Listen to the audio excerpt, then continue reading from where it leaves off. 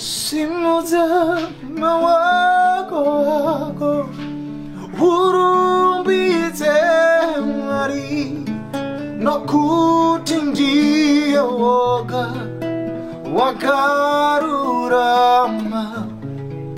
Simuzama wako urumbize mwari no kutingia woga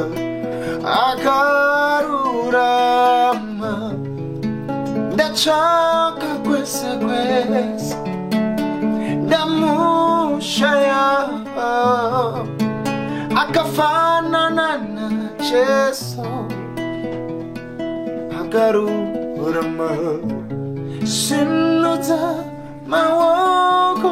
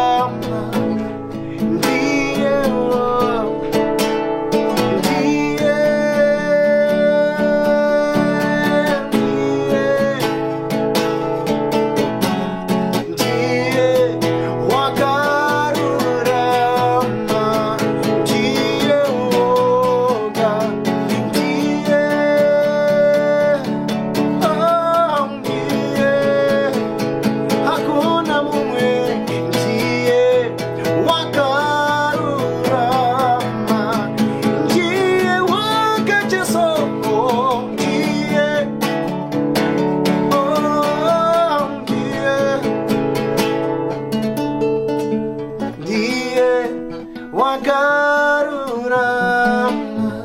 Simuza mawoko wako urumbize mwari no kuti